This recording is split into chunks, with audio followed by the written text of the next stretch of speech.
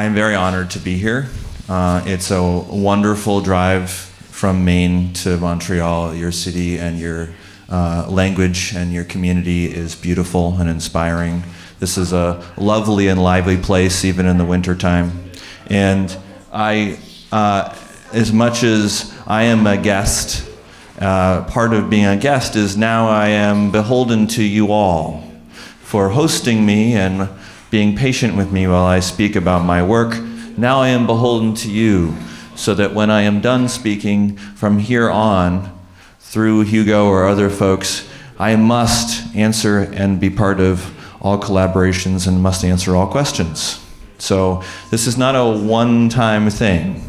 So I'm asking and saying to you all that I'm willing to be part of this community and try to pull my weight.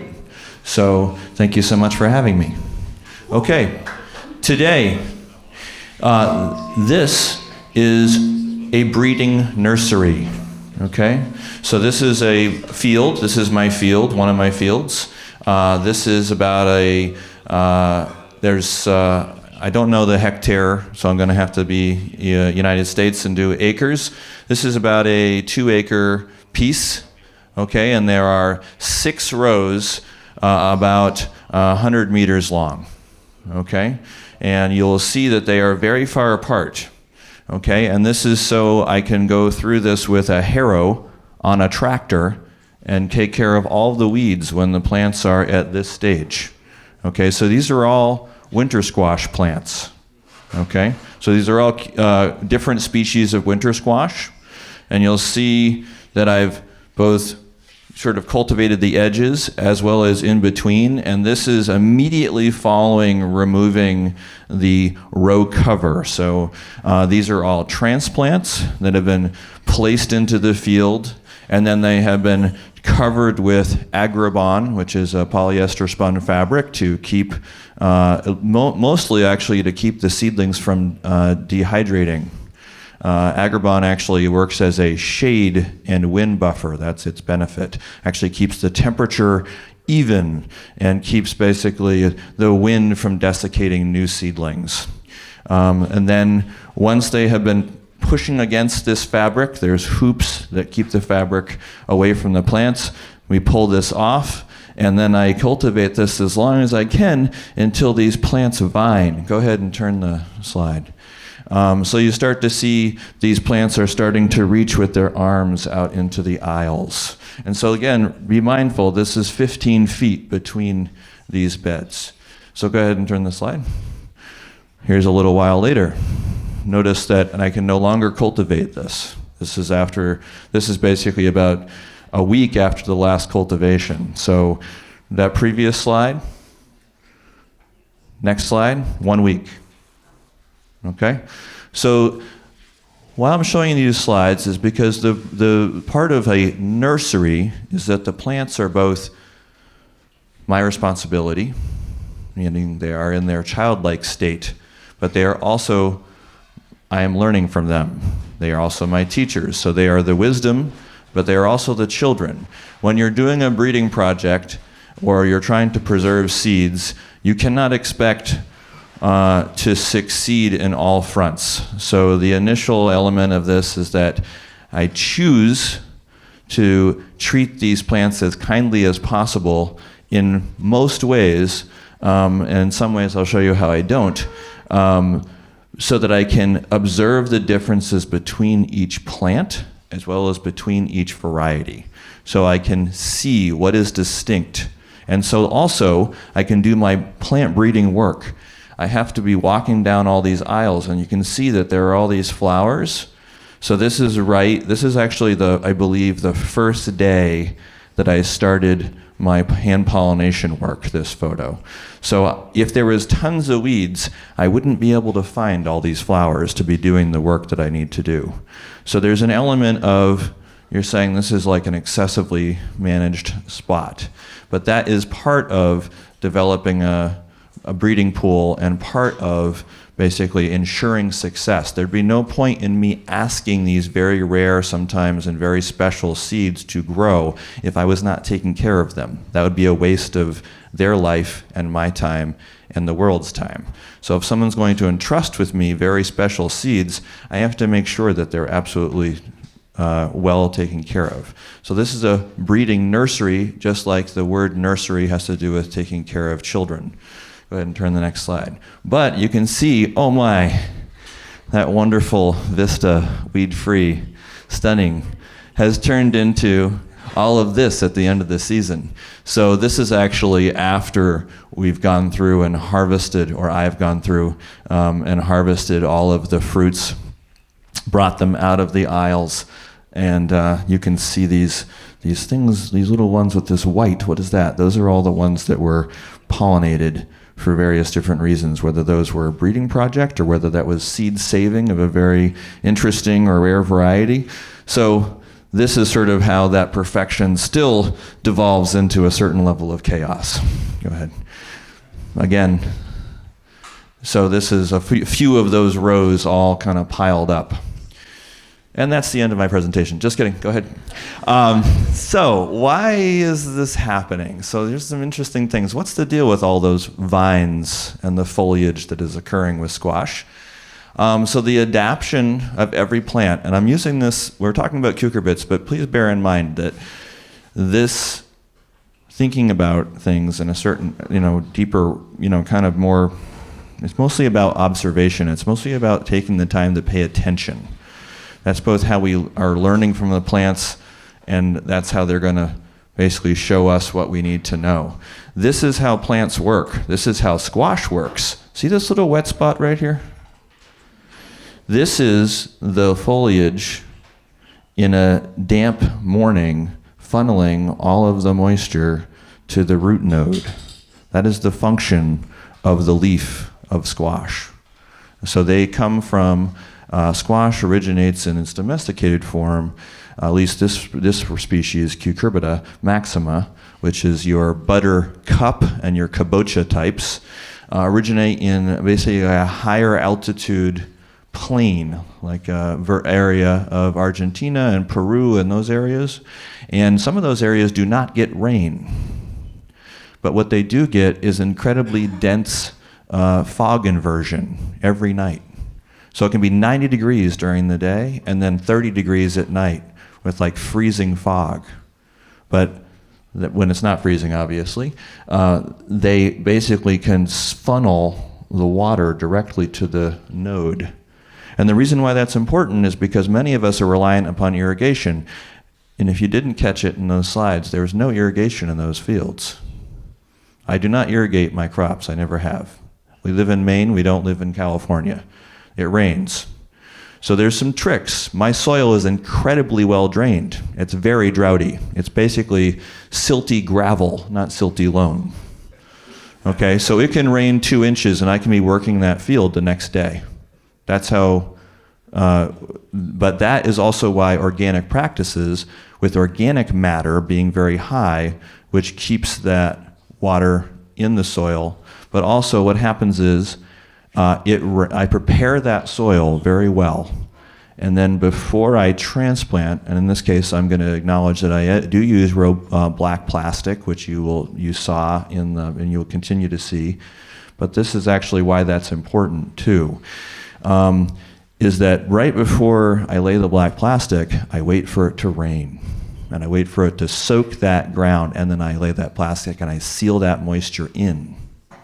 Okay, so that moisture is the only moisture in the root zone besides what the plant is funneling for itself. Okay, but it has always been enough. Plus, we get rain. So I do not use irrigation. So that's sort of, I'm selecting in a very droughty soil without using irrigation. So this right here is how, if we want to get away from using plastic, we have to somehow, go ahead and move the next slide, we have to somehow figure out how to get water to the plant, but the plant seems to be doing it for itself. Go ahead, next slide. This is watermelon doing the same thing, okay? Watermelon is also adapted to a high plain area in Africa.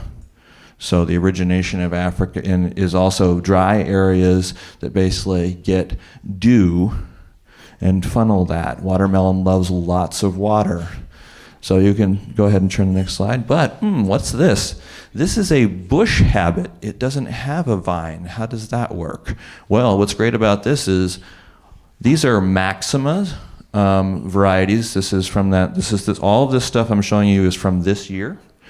So you're showing kind of like 1 year in work that I'm doing.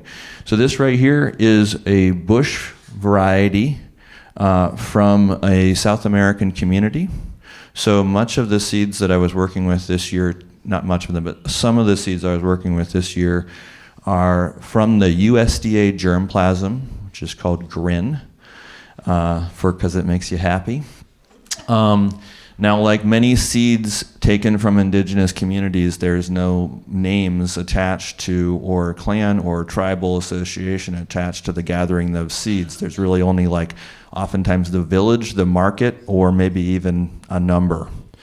So while I know the given name for whoever collected it, and these are varieties, I do want to back up a little bit here, like the word landrace. There are many communities in the world that utilize something called a landrace, which many of us perceive as being sort of morphologically, i.e. shape, and possibly many other traits, diverse. What I have experienced is that in many crops in the Americas, that landrace is actually evidence of cultural disruption and people having to move from their original lands, and basically their entire farm structure being disrupted. So for example, in certain areas in South America, every village or community has their own valley. That valley is actually very distinct and has like their own corn and their own squash and their own beans they've been selected in that valley. And also because it's a valley, it's actually like pollination isolation from like other people's varieties in the next valley over. So all of the varieties I worked with this year from South America were 100% uniform. There was not, I didn't know that, but they all were. So when you think about people having traditional farming lands, imagine you're living in a community, suddenly your community is under attack, and you all have to relocate to someplace else that you're not used to farming, and all of the different clans, if they're remaining, basically are bringing their seeds somewhere, and you don't have all your different isolation plots, and you just have to grow everything together, because that's kind of how it rolls. So when all those different farming communities collapse, their varieties, by sort of preservation manner, become oftentimes a landrace, because they're not able to say, this was this clan's variety and they were over here a quarter mile from everyone else, and this was this clan's variety and it was over here, and they had to, if you read about Hopi agriculture, you'll read about the young men running 10 miles to the field in the morning because the field was 10 miles from their home. And they'd go there and stay overnight or be there for 2 or 3 days, and then they'd run back. And so where are these varieties, but now that isn't something that's happening, everyone's growing all the varieties in a different way. So the varieties cross-pollinate. So these varieties were pure, and what I mean by that meaning uniform.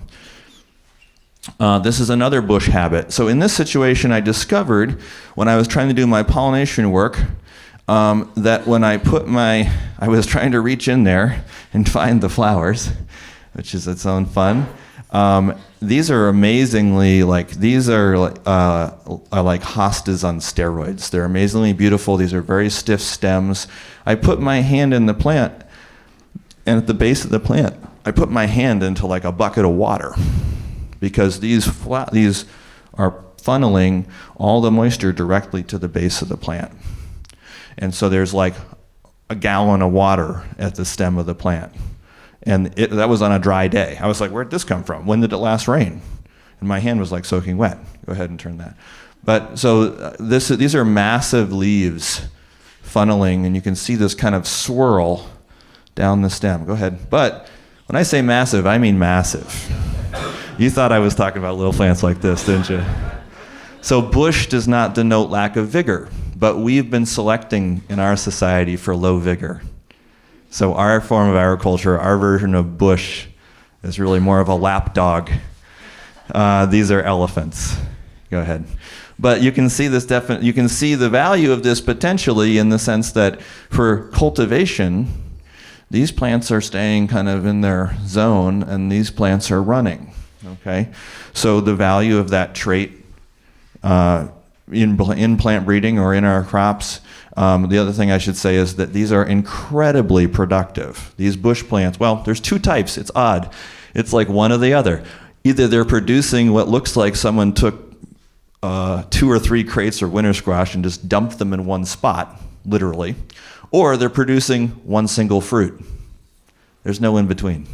It's very interesting. What I mean is different varieties are doing that. So there's varieties where it's one fruit per bush, and there's varieties where it's an exceptional amount of fruit. Go ahead and turn that. So we're used to this, like where this is the vine, and there's the winter squash, and there's the flower. Awesome. Next slide. This is how a bush plant works. This is like what I would say is more of a horse's tail. Okay, so if you have ever seen a horse's tail that's been groomed and trimmed, which I don't really recommend because the horse doesn't like it, but you can see that there's all these different nodes. Okay, these are like what they call the internodes. So that vine, you'll have an internode that's this long between flowers, and this is literally a matter of inches between fruit. See, 1, 2, 3, 4. There's some more stuff back here. So this thing will basically just produce like a bazillion fruit along this tail. And most plants have 2 or 3 of these tails. Go ahead. So this is basically after a frost, and the plants have died back. This is 1, 2, 3, 4, 5, 6, 7, 8 plants from one bush plant, right in one location. That's just where they are. I didn't move them. That's what it looks like. Pretty cool. Kind of looks like a buttercup. Okay, pretty neat. So we're seeing that what I'm seeing is that basically, why this is important a little bit is that when we've been breeding and selecting the germplasm that we've taken from various different places, but various different tribes, various different communities, most of our maxima, our buttercup and kabocha varieties, those types of things, Hubbards, most of that comes from South America. Somehow, in our modern agriculture, we missed the boat on the vigor and the value of vigor. Partly, there's lots of different reasons for that. Mostly it's our own myopia. Mostly it's our own inability to see the value of this. So go ahead. So this is an interesting variety. This is called Macrae. And this is a variety that has 2 stable forms, meaning the variety has segregated into 2 stable forms. They both have a similar color, but they have different shapes. What's interesting, and it's a vining variety. So this is an oblong shape. Go ahead, Rebecca. Oh, and this is about the size of a soccer ball. So what's interesting about this is not only have they segregated into 2 types of shapes, that there's what I mean by different plants in the population have the shape, but there's some plants that have this shape and there's some plants that have the oblong shape. But the ones that are this shape, when I pick my winter squash, I cut these vines, but I want to observe the value of the stem to see if the stem rots, to see if there's stem rot from the top into the squash. And after I cut the vine, I went snip, snip, and then I went to pick it up. I couldn't pick it up. It was about this big. I don't know what's going on. Whoop. Yeah, see, you're revealing that too soon.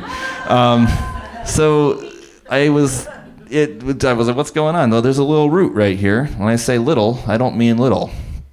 This is a vining plant that literally this root comes out of the ground with a huge amount of soil surrounding it. It's like basically a real root. Like it has all kinds of vines, and you literally have to lift to get it out, or use your thumb and snap it. Okay? So this is a plant that has figured out a way to support itself and extract nutrients and water efficiently. Okay, go ahead and turn that slide. So this is this is after the plant's been harvested and dry. This is basically dry. This is about 10 inches. It's only on the ball? Yeah, it's only right here on the stem where the node is. So this is just a picture I took last week, as you can see. Go ahead and turn again. There you go, a little better picture. So this is where it naturally separates, meaning you could snap this from the soil, but this plant has embedded itself in the ground. And this is great because it means that the original sort of mother center is not necessarily basically carrying the load of both the yield as well as the ripening of the fruit and the fruit quality and the seed.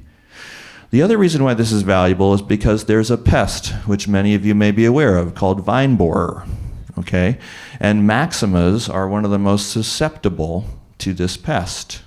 So if your plant is vining, but at every node is throwing this amazing root, various different points along the way, the vine could be damaged, but the fruit or the yield or the quality would not be impacted.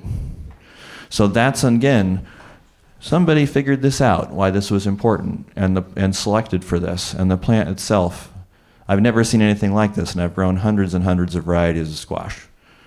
So this is, again, like an adaptation that when we're only thinking about sort of what we think is important, we miss many of these other things. So when we're paying attention as a community to different things, we can breed.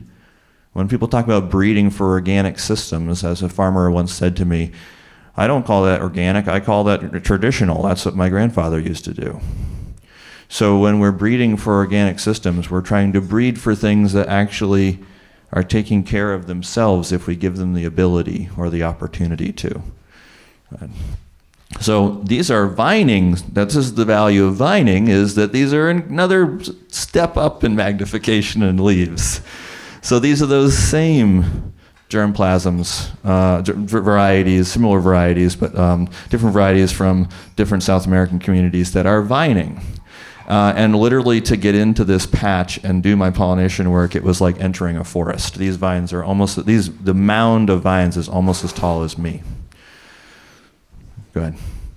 But amazingly, there's no weeds because they totally suppress all weed growth. I wasn't able to get into this patch and cultivate it, as you saw those previously manicured patches, because these things took over. And when they took over, there's no vines. Okay? This variety right here is actually, I believe that this variety, I think some of you may be familiar with a variety named in the United States or in North America recently called Red Warty Thing, or called Victor, and it's like a quote heirloom from an old seed company in Massachusetts, which what we discover when we look at original germplasm is that basically people just took things from other places and put names on them. This is that same variety. Way better and way more vigorous and way more uniform, actually, than the one that's being sold in the United States. So we have a little bit of cultural appropriation with many of our heirlooms. Hubbards came fully formed from Chile and Peru. There was no selection involved. Whalers who were going around the Horn of South America traded and brought those back, and one of the reasons why they brought them back is because they kept really well in the belly of the ship. They selected for keeping by the journey of those that came back, and they kept doing that, and the Hubbard basically was already fully formed. No one bred that.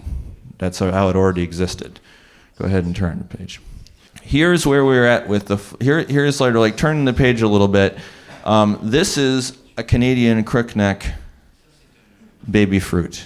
So we're here at this stage where switching gears a little bit to talk about. So we have something interesting.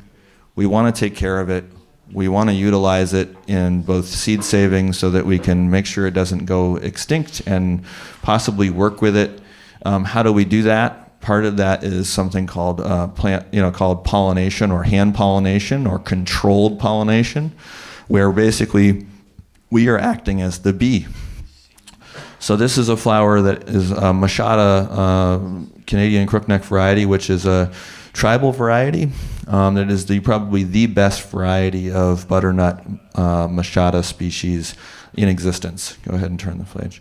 So you'll see that this flower is actually, this is sort of like, we have to learn to do this work. We have to start to learn for every crop we work with and every variety we work with when the flowers are ready to be worked with.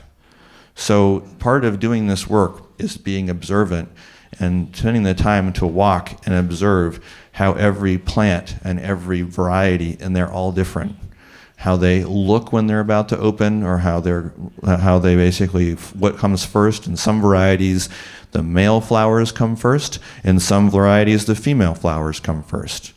So it differs by variety. But being aware of that and understanding how, whether this is a tomato or corn or whatever, understanding that is really important. Next slide. So this is that flower the next day. So it went from being kind of green and kind of puckery to what I call this is like, I kind of call this like when the flowers look like they want to give you a kiss. Like that. And this means this flower is going to open tomorrow.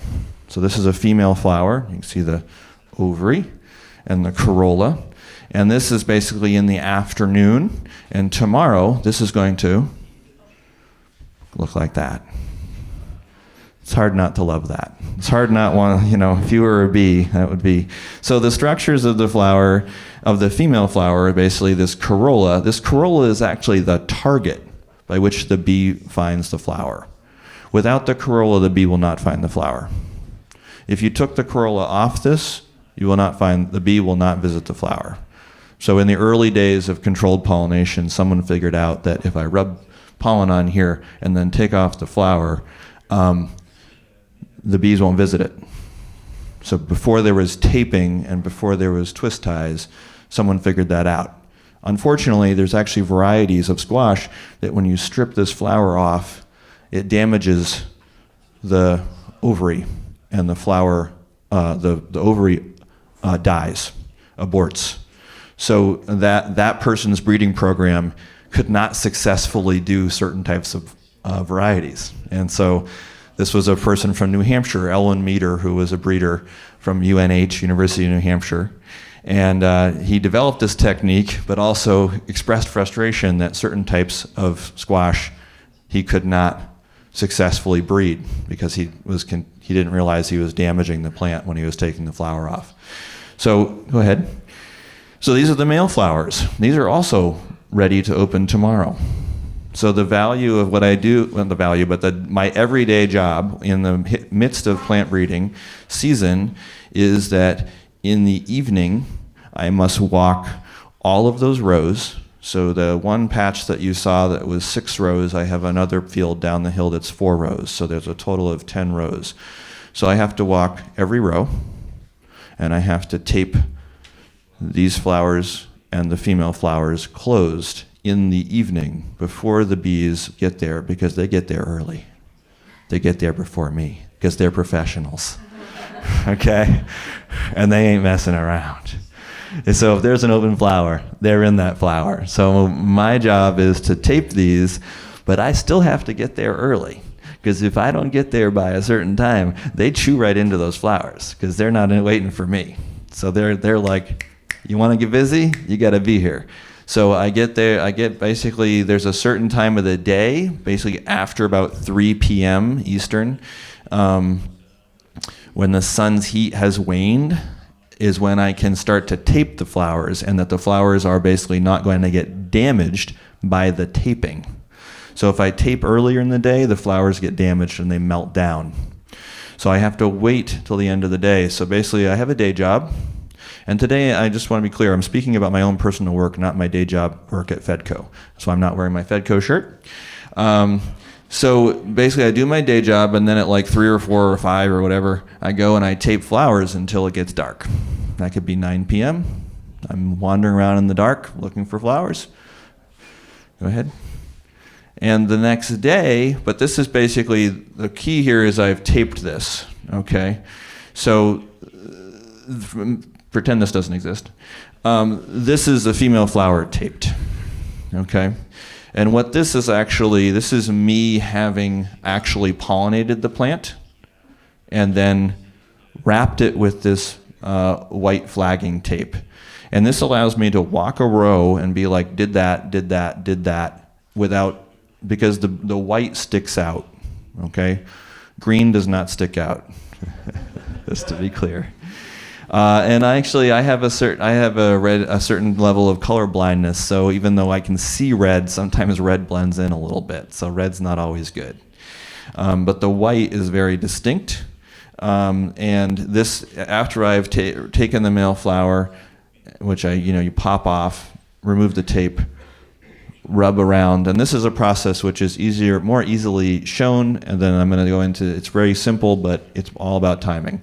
So then I was up until 9 o'clock at night. The next day, I'm at the field at least by 7. Got to be there. Sometimes by 6, if I can, as soon as I can. And I'm rubbing flowers together for basically 3 hours, maybe more. And this is basically finding the male that is associated with either the plant. This may be before there were selfies, there were what are called selfs. So selfies are photos of yourself. Self-pollinations are when you're pollinating the plant to itself. So you're taking the male flower from that plant and rubbing it to the female of that plant. And this is something that is done in all kinds of crops. And this is a way of stabilizing a trait.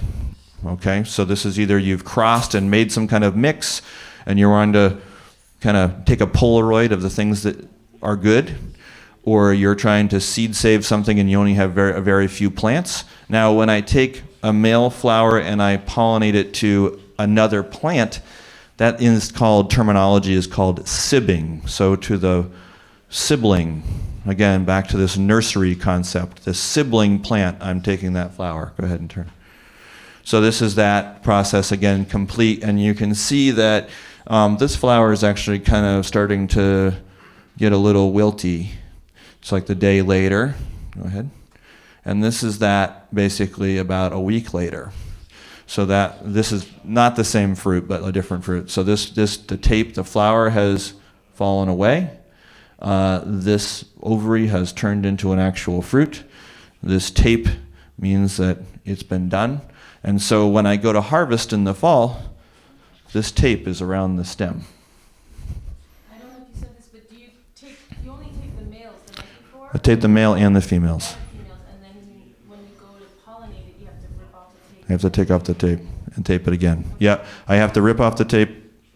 Well, yes. So you basically, if I tape the end of the female flower, I very delicately, and I say tear, do not twist. I tear that flower and then pollinate and retape the end. Was there a question? More questions? Is there a reason why you don't use the bags for it? I've discovered that the bags are, number one, they don't work in the rain because they get wet. That's a pain. And this is waterproof tape. So this tape will stick to anything and stay on no matter how much it rains. It will not stick to wet things, so I have a wet process. But the bags, I found the bags, actually, I get a lot of aborted fruit. I find that the bags don't work. And I don't know if that's because I'm in a different climate, but I feel like it suffocates the fruit, and I've done it repeatedly, and it never works for me.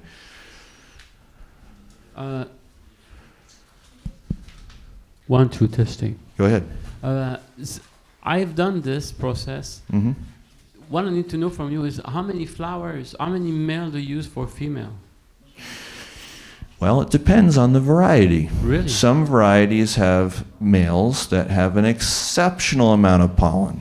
Some varieties have males that are very light in pollen.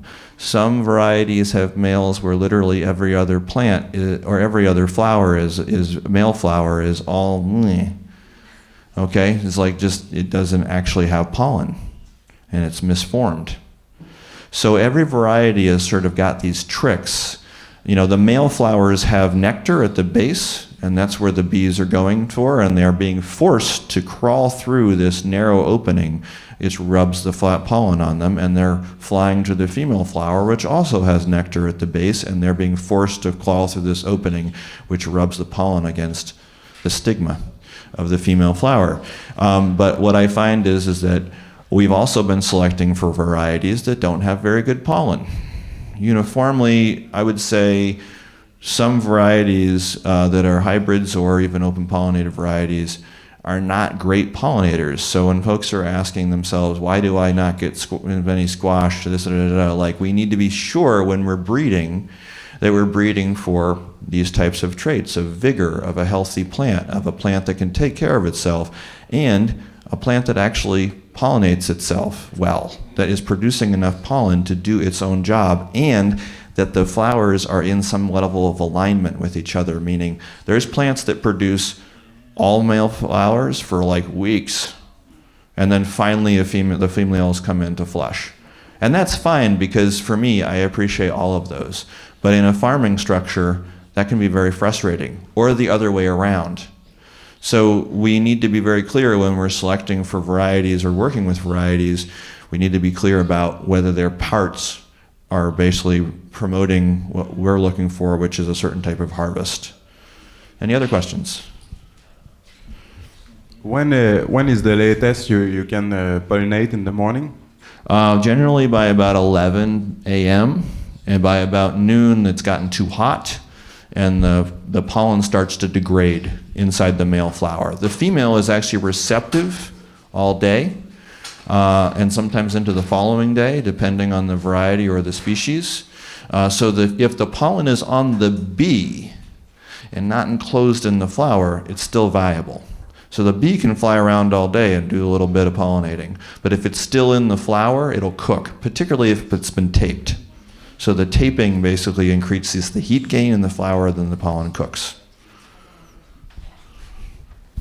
Have you seen a difference in the outcomes between sibbing and the self-pollinating? Selfing is incredibly difficult to do, only because there's only 1 or 2 cycles in the plant's growth where the male and the female flower align. So if you're looking at an individual plant, you'll see a male flower and a female flower, and for those to be in sync is very difficult. In terms of the pollination take, no. Squash naturally don't exhibit inbreeding depression.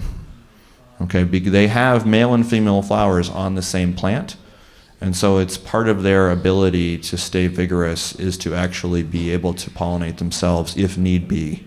So there's an element of that is in play with this crop, where other crops may exhibit inbreeding depression. And that's true with all cucurbits in general. The great thing about melons, for an example, is there's melons that have male and female parts in the same flower. They have perfect flowers. Oddly enough, in our society, this is something where we're saying perfect is related to having both parts. So gender is perfect if it has both genders. Interesting, huh? There's a question? Yep. Yeah, good morning. Good morning. So of all the flowers you hand pollinate, how many will set fruits? Well, again, that's a little dependent upon the variety, but it's generally somewhere between 70 to 90%. When I didn't know what I was doing, it was 50%. So there's some elements of just getting your skill set, but I also want you to know that the way these things work in general is peppos, zucchinis, and acorns, those start to flower first. Those are early flowers. Maximas, your buttercups, your cabochas, your hubbards, those flower next. And then when you're totally exhausted at this process and your back is killing you and your knees are totally worn out, then the machadas come. And they come usually for me about the early August. And that's also when the bee pressure is the highest. So the bumblebees love my field. I love the bumblebees. They're my teachers. But they have no patience. And they will chew through a flower at 8 a.m. If it's taped. They don't care. They're there to do business. So you got to be there at 6 because they're not waiting. So if they choose for a flower, it means that they've brought pollen in that I didn't. I don't know. I know the mommy, but I don't know the daddy. Heron, do you ever bag after pollination? Because I didn't used to, but I was told that after I do a pollination and tape it, that the bee could come in and chew through the base of the flower and ruin my work. Do you ever have work? Okay, so the bees don't return to the flower after I've taped the work. Part of that is I'm using this 2-inch tape, which is actually covering a larger part of the corolla. They're looking for yellow flowers, not white flowers. So this is a dispersal, like a sort of thing that keeps them away. The other part of it is when you're doing this, don't drop the torn pieces of flower right next to the flower that you're pollinating. Throw them out in the row, because they're like, what's that? Oh, there's something right there. So I've never seen that, but I have seen it with the bagging. And no, I don't do any bagging. I feel like the bagging in I wonder if the bagging works in a dry environment. But in my environment where it's humid, I feel like the bagging causes the ovary and the pollen to cook inside the bag in a hot day. The other part of this is that I often snap a little leaf and cover this with a leaf so that there's no sun scald on the fruit while it's doing its job.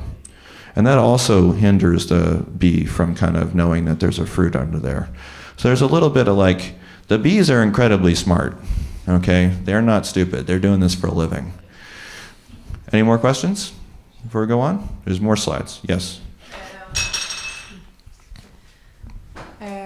So I thought that what I learned was to use 3 or 4 male flower for each like female flower. Mm-hmm. So, but did you say that you use only 1 male for each female? It depends on what I'm trying to do. So some varieties, the males are not very basically the pollen and the structures are not very well formed. So I tape a lot of male flowers. I don't know in the morning how many of they're going to be good until I open them. So sometimes I do tape many male flowers. So if I'm doing sibbing or if I'm making crosses, I will use as many flowers as I need. If I'm doing selfing for a plant to itself, often there really is only 1 male flower that is in sync with that 1 female flower. So it depends on the situation. It's not necessary to have lots of male flowers to pollinate a single female flower.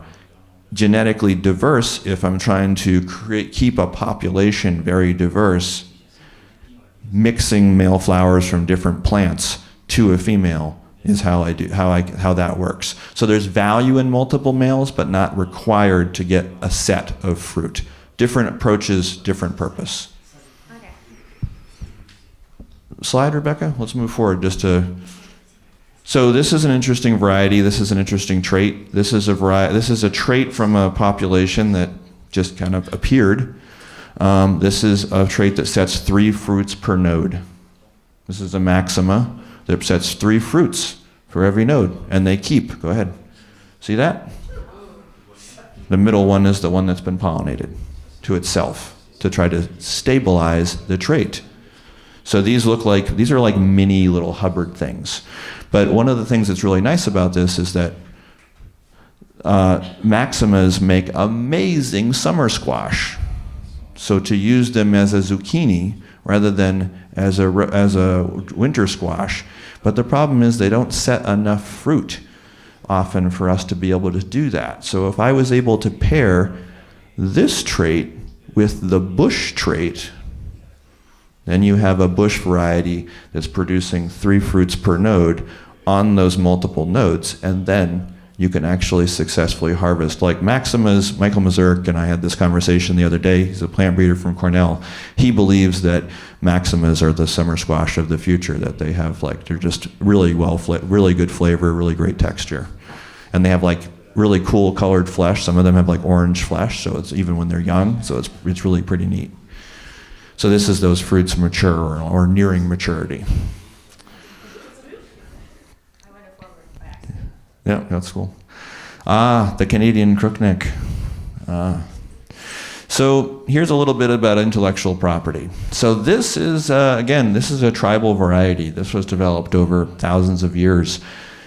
In all of the trials I've done, it's the most fully adapted variety to the Northeast. It always ripens. The flavor is incredible, okay? So the neck of this, if you peel that neck and eat it raw, it tastes like the sweetest carrot you've ever known dipped in squash essence. It's crunchy, it's delicious. This is actually where all of the flavor for butternut comes from. So this variety was being grown by colonialists until basically the 1940s. This was the butternut variety. This was it. There wasn't a butternut as we know it until after the 1940s. Basically people, because they started shipping things, as with trucks and things, they basically stopped taking care of their food. They didn't like this neck because the neck breaks off. So they wanted to get rid of the neck. But into the intellectual property model here, I just want to posit this question, is that, so people have been working on this for 5,000 years. They're not getting a royalty from this. But a plant breeder works on some butternut project and either patented or gets a royalty, and they're getting 10%. But their 10% is based on this. All of the quality of butternut comes from this. All of the bad things come from the things we crossed it with. All that like metallic, fishy, grainy, mealy, fibrous stuff comes from something else. Comes from the cheese pumpkin that they crossed it with to get rid of the neck. So it's when we talk about this, intellectual property, is a question of like, we're often fixated on the breeder of the moment, not the fact that all of the material that I've been showing you is all material from somebody else's work, whether that's a indigenous community from South America or whether that's a friend of mine who gave me that work. So how we decide who owns is if somebody works on a variety for 10 years and they get a royalty, what's the royalty for the people that worked on it for 5,000 years? And the other question is who's deciding that? Our society has this lovely thing we like to do, which is to tell people what they're going to get, instead of saying, "What do you want for this?" To say, let them set the terms for that. So that's so you say, "Hey, what's the terms?" And if the terms was 10 cents on every packet of any butternut variety that's ever been sold or that ever will be sold, that's a pretty good amount of money that would actually support people's seed saving and their agricultural efforts. But we have to be willing to do that. We have to be willing, I love this, we have to be willing to let them have what they deserve. Don't you just love how we do that? Yes? Je m'excuse, je veux juste être certaine d'avoir. Hold on just a second. compris. Let me put my... I just want to make sure, well, I can speak in English though. I just want to make sure that I really understand what you said because it's really important for my job. Yeah. This is the Canada crookneck. Yeah. It has been crossed with which one? To get rid of the neck? So it was crossed with a cheese, with a necklace machada, which would basically be a cheese type. Cheese type, okay. Yeah. And after that, it does the regular butternut. Turns into a butternut. Yeah, Okay. that's what they selected it from. Yeah. So, long story short, originally it was actually New Hampshire butternut. It was actually the first released variety, but somebody had actually done this. A farmer had done this.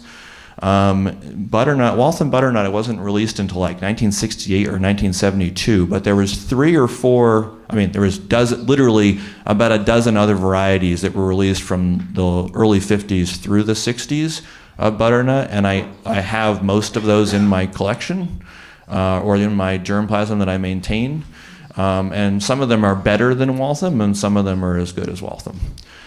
So Waltham was actually like the last kind of refinement of that process, not the first, and most people don't know that. So it was 20 years after the cross that Waltham eventually emerged from a breeding program.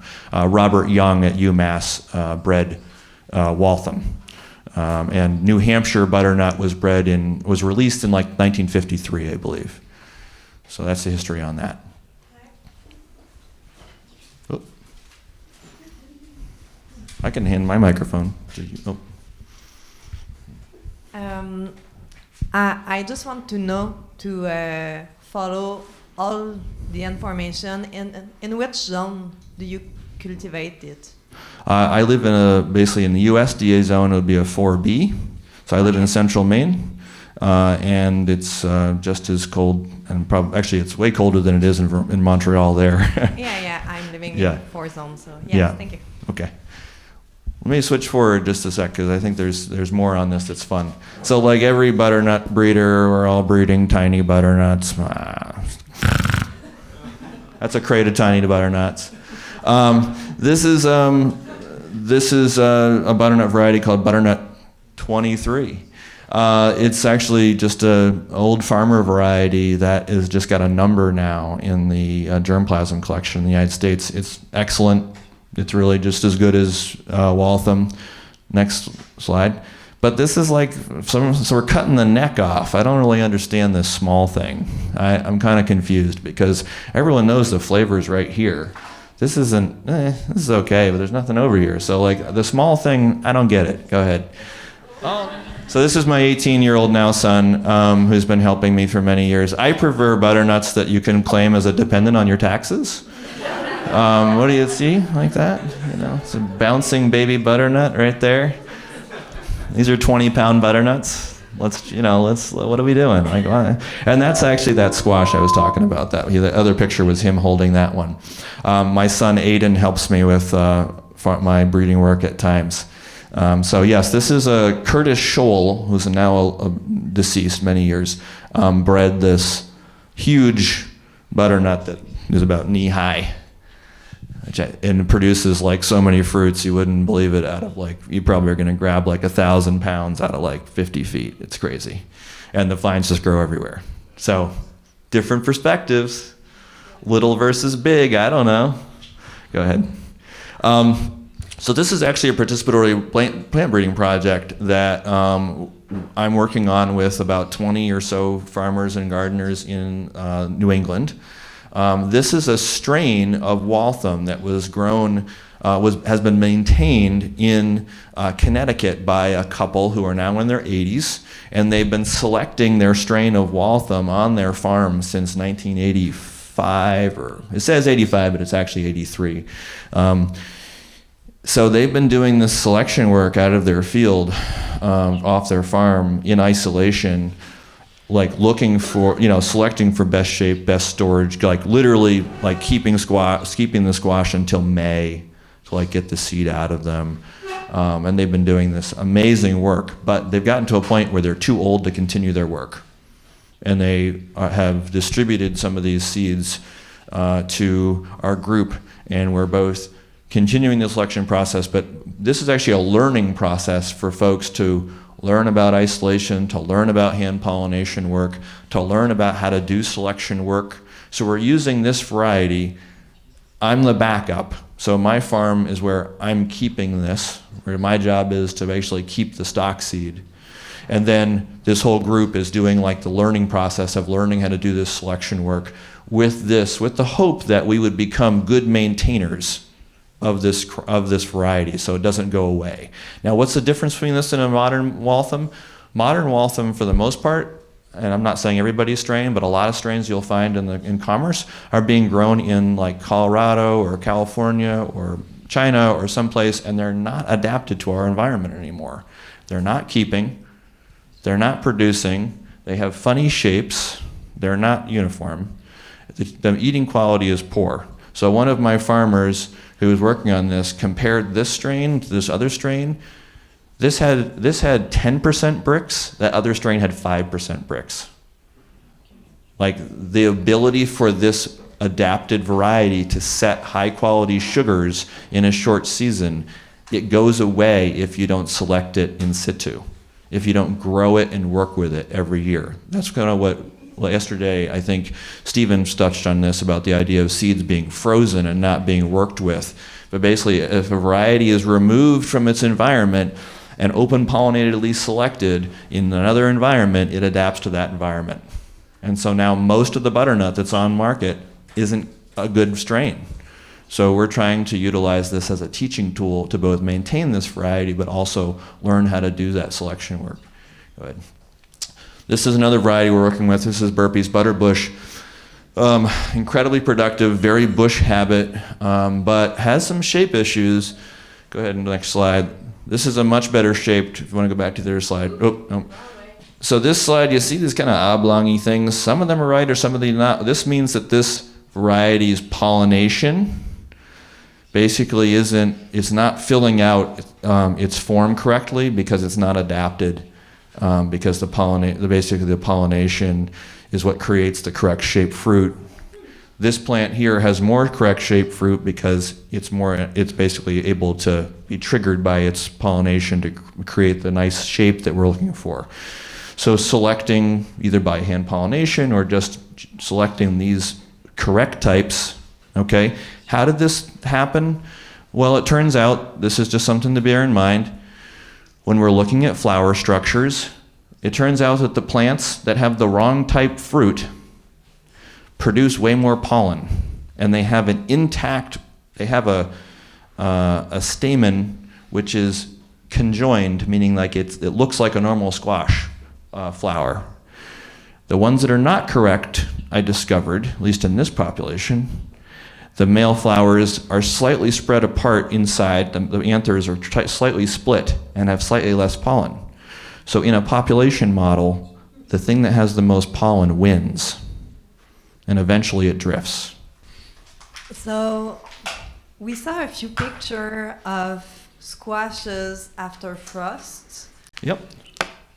And then, don't you harvest the squash before the frost? Absolutely not. Absolutely not. I want my squash to be able to resist frost, don't you?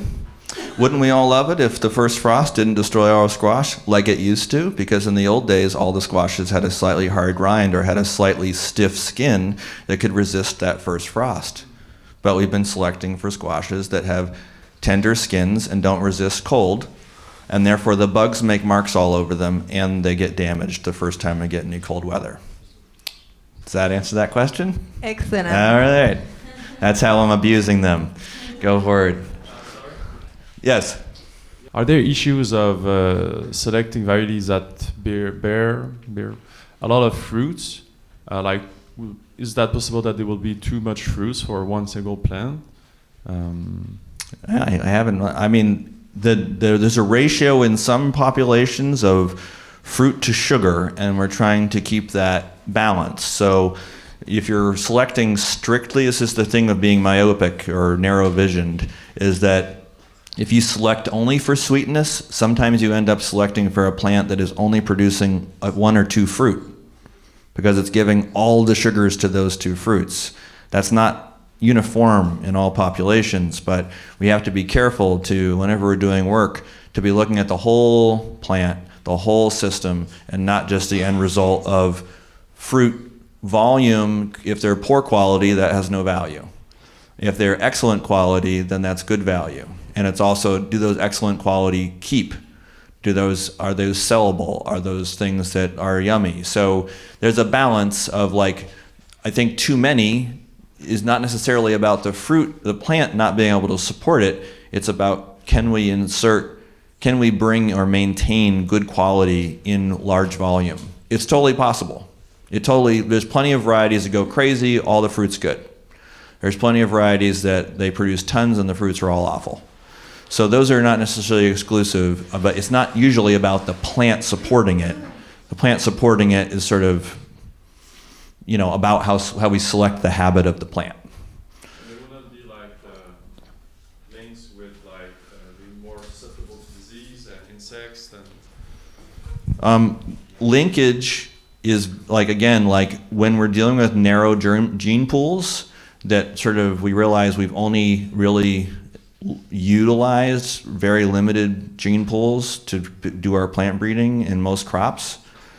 So when we make generalizations of like, is there a linkage between one thing and another thing? It, again, depends on the variety, depends on the gene pool. In some gene pools, yes. In some gene pools, no. And the really thing is, in some, it's plant by plant in some situations. Like, I grew a variety of Pennsylvania Dutch crookneck, which is like a huge, so basically another Native American variety that's got another name on it now, that's got this huge neck. Some of those are resistant to downy mildew, and some of them aren't in the population. But some plants are, and some plants aren't. It's not uniform. So I can't say broadly that there's a link between one thing and another thing. Is there any, regarding sugar in the plant, is there any, according to what you know, is there any external approach to it? Like in the word, you breeding from the plants, you know, however, is the sun or the moon, or do you think there is some impact regarding the sugar in the squash? I mean, I think the squash is, you know, the plant, and any plant in general, is basically its efficiency. In this situation, making the flesh sweet is how the squash has adapted in the past to get rodents to chew through it and disperse the seeds. So that's the trap to get the mammalian counterpart to chew into the rind, and then the seeds to rot out into the forest floor or the prairie floor. So sugar is an adaptation. So, you know, it also has something to do with how it keeps. There's some things are sweet, they keep, some things don't.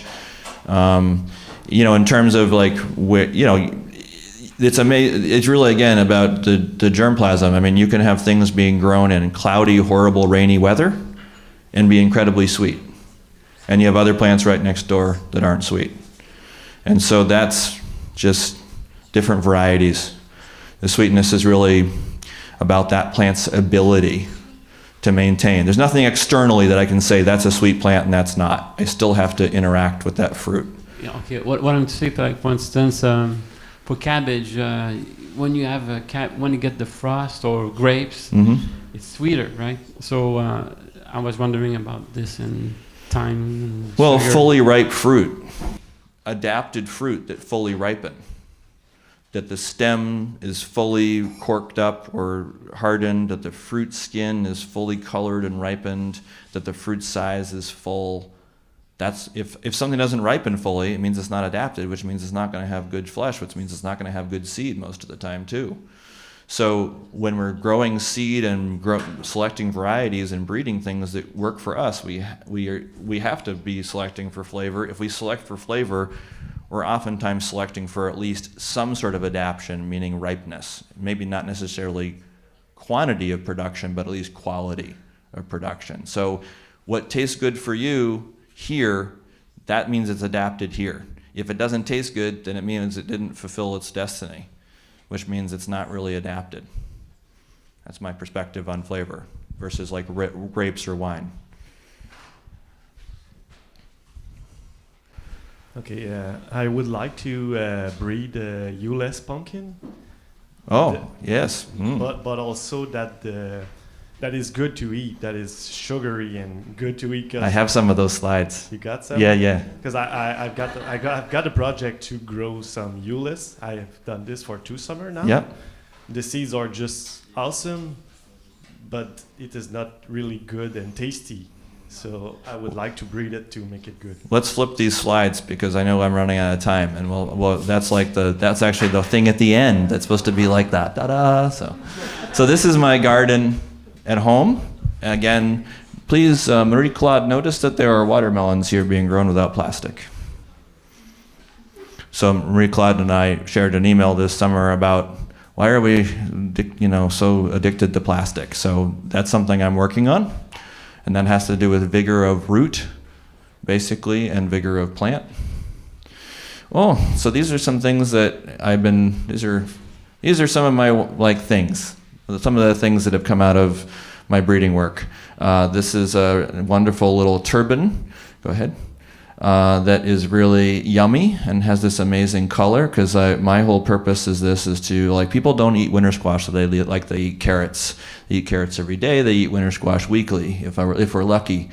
So when you're breeding a crop that isn't like a cucumber, you have to have a reason for people to take it home, and it has to be beautiful. They have to see it, and they have to go, I want to take you with me. Come to my home.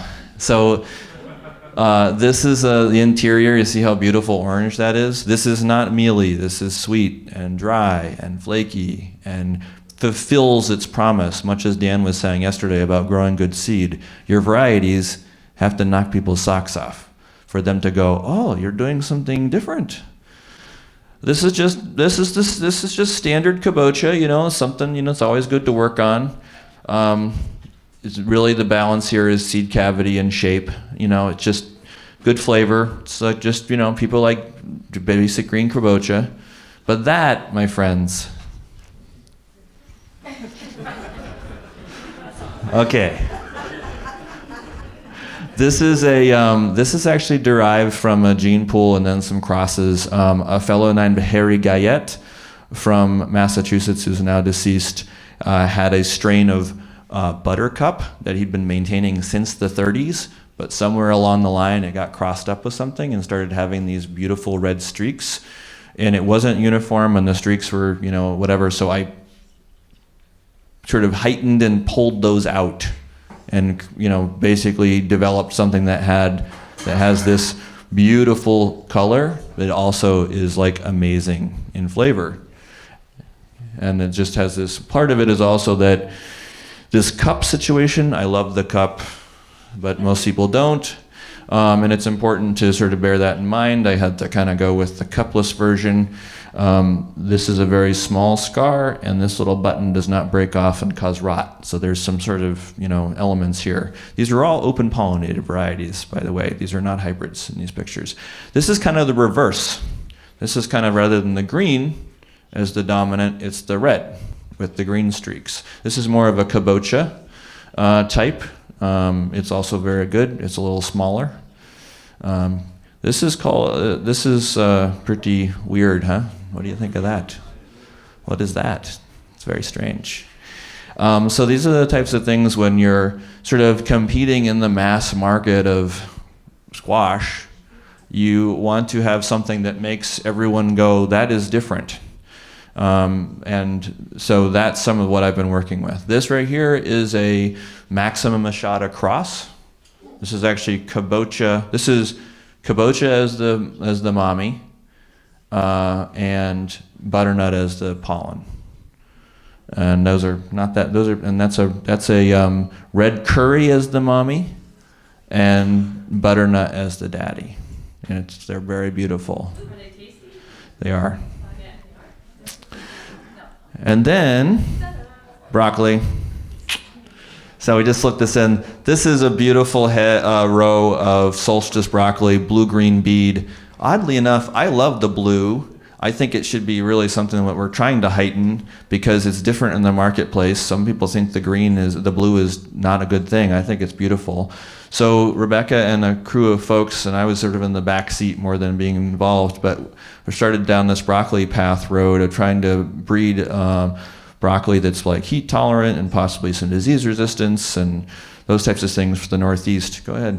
So what's this crazy thing? This is a variety of broccoli bred by a guy named Mark Farnham. He's worked for the USDA for years and years. He started working with broccoli in the early 80s. And what he has done is he has intercrossed greasy green collards. So collards have this shiny, some collards have this shiny shiny skin to the leaf.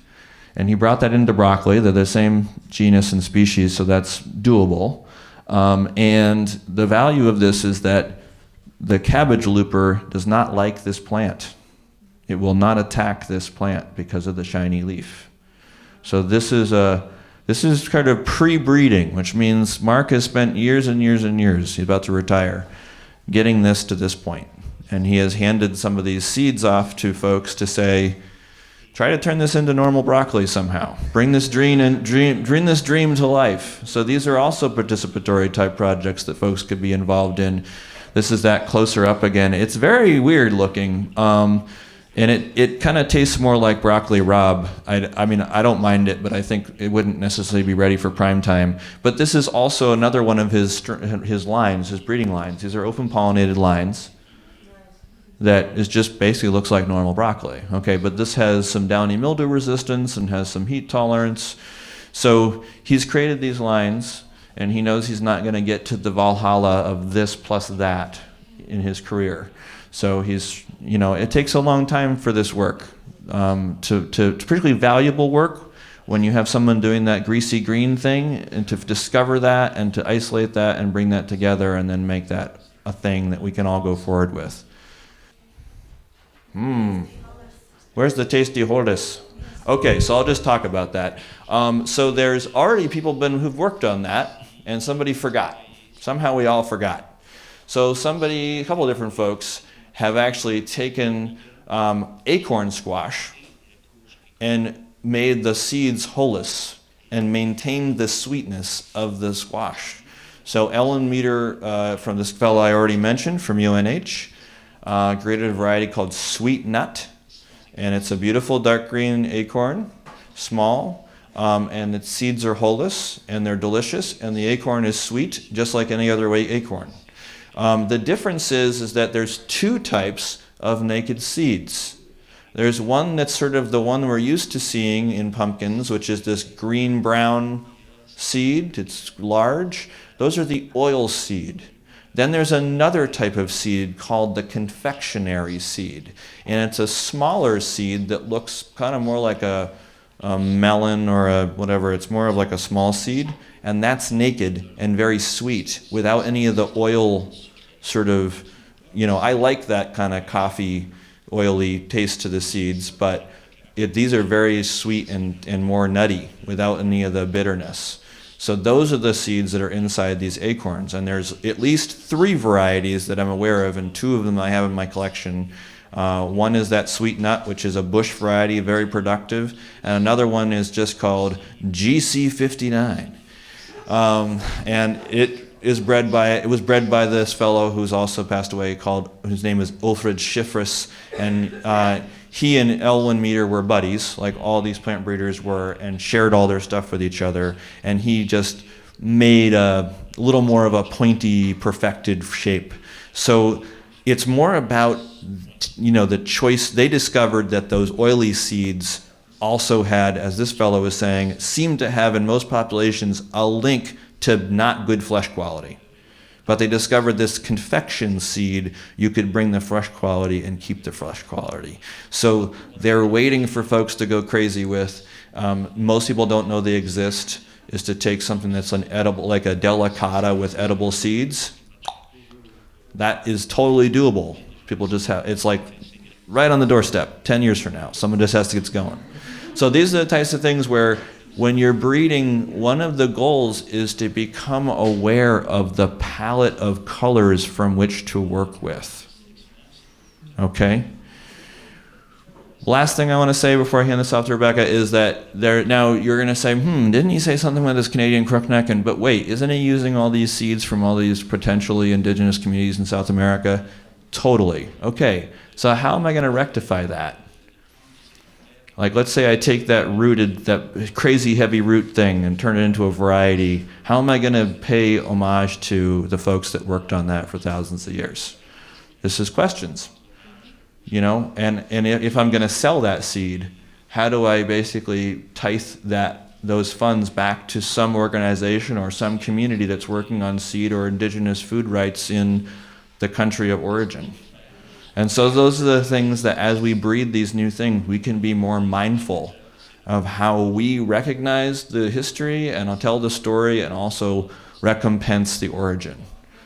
So that's like part of that, is that I don't just say, look at this cool thing from South America, blank, blank, blank, and it's mine now, and I will rule all of the world with this squash. That's the old way. The new way is, I'm going to have to figure out a way to create reliances with folks and tithe back a certain amount of that if I'm going to bring that into commerce, period. Or also just make sure that that variety is available for those folks, because there's no guarantee that this thing that was in the germplasm repository still exists for that community. So that's the first step. The second step is an element of recompense.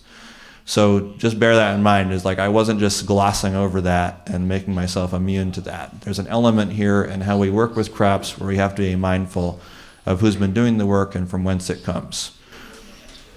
So that's what I got to say. Any more questions?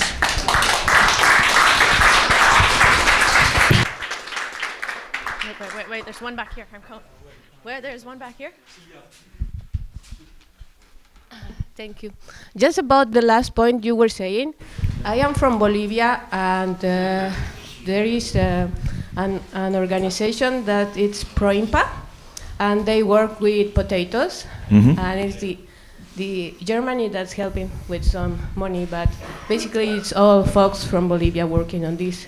And what they do, they go to communities and to try to recover seeds that from potato that's gonna get lost. We are the center of origin of potato. We have more than 600 varieties in Bolivia and Peru. So what they do, they take these varieties, they bring it to the center, and they work on them to clean that from viruses or other diseases. Because we know autochthones, they are doing their own kind of selection, but they cannot go more than that, try to get rid of a virus. And when the variety is clean, they go to the community and get back the seeds. So they can continue just growing them. And I actually have an interesting story about that I know somebody who was involved in that, who's been involved in that actual project. And there was one situation where they brought the potatoes back after cleaning them up, and they had the seed stock, and they brought them to the village. And the community was like, awesome, thank you, that's cool, big party. Scientists were kind of like, okay. And they said, oh yeah, just leave the sacks here. The women in the village are going to divide these up, because that's they divide them by clan and by family, and so everybody gets their share. So they went and sort of talked to somebody in the village, the sort of head person, and they came back, and all the varieties were all mixed together. They dumped all the bags out and made even piles of them, and the scientists were called, what'd you do? And the people were like, no, this, we know this potato is this potato, it's that potato. But you can't tell the difference between this? And it's this is a potato. And they're like, well, now you can't plant them all, in a row. And we don't plant every variety in a row. We plant one plant of this and one plant of that and one plant of this. Because when the bugs come or the diseases come, they can't eat every variety. They can only eat one plant that's weak, and then the next plant they can't eat. So their traditional way of mixing the varieties together in the field is a way of basically quantum mathematics, an advanced level of agriculture, way beyond our level of, we're the stupid ones. We have to plant the same variety in a row in a big field, or we're going to apparently lose track of the name of that variety. We're going to mix up Kennebec and Yukon Gold somehow because they're next to each other.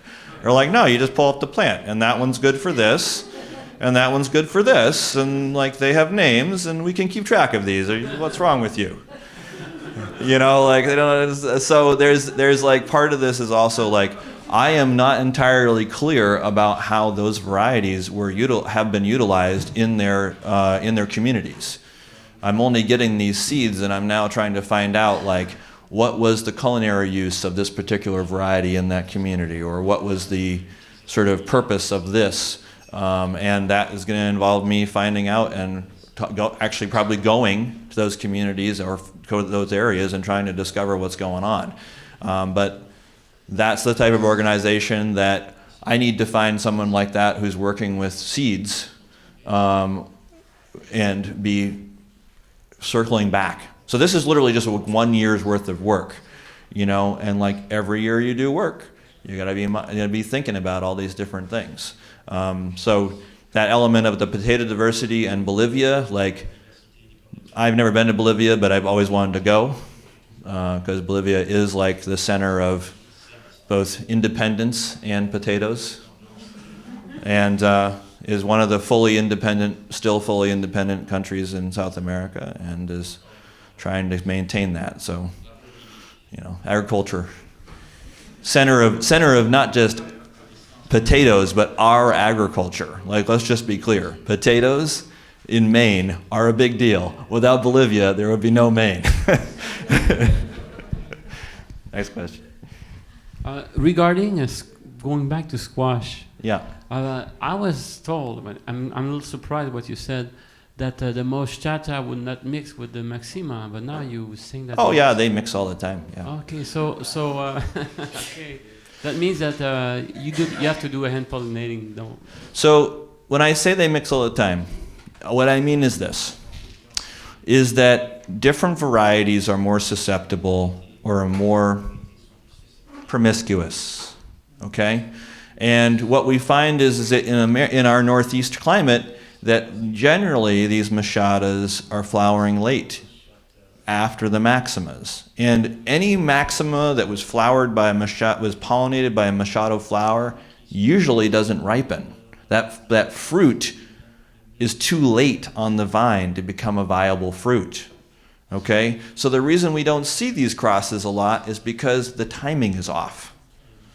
But the more you grow different varieties together, the more the timing can overlap. And the more you get better at growing squash, the more the timing can overlap. And so some seed preservationists have said that the crossing can be as much as 10% between maxima and machada. In your home garden, you're very likely or unlikely to see it. Also, those seeds are often non-viable or very low germination. So they occur, but you probably will never know it because they don't grow. So it's like, just in this situation, they call this, I don't really like this word, the nick. The nick is the two varieties coming together that maintain the viability for this third option of this cross. So two varieties who are compatible enough in season and in development of the sperm, of the germ and the endosperm. It's the endosperm that doesn't develop in the cross. It's not the germ, it's the endosperm. And the endosperm is something that develops from pollination. In pollination, there's two pollinations that take place. The pollen grows down, it pollinates the germ, and it pollinates another egg cell, which becomes the endosperm. So there's two things that happen during pollination. Most people don't know that. And both are needed for viable seed. So there's this element when we go into the germination thing later. That's the element of, like, good seed has heavy endosperm. Endosperm is what makes plants grow. The germ is the thing that has, like, the little root radical, but without basically the placenta, it will not do anything. And what about the pepo? Do they cross too? I've never seen some pepo crosses. My understanding is that pepo and machada can cross, but again, that's because in my environment, the pepos have already basically done flowering and have kind of wound down by the time the machadas come into play. So the timing is a little off. But mine, maxima and pepo flower at the same time. Pepo and maxima seem not to cross. I think that part of that is they are from their origin point. I'm not saying they can't cross. I think they've just diverged enough from each other from their original ancestor that because of time and distance that they don't have overlap. Okay, mindfulness, it's time. There's always more to be said. Thank you so much.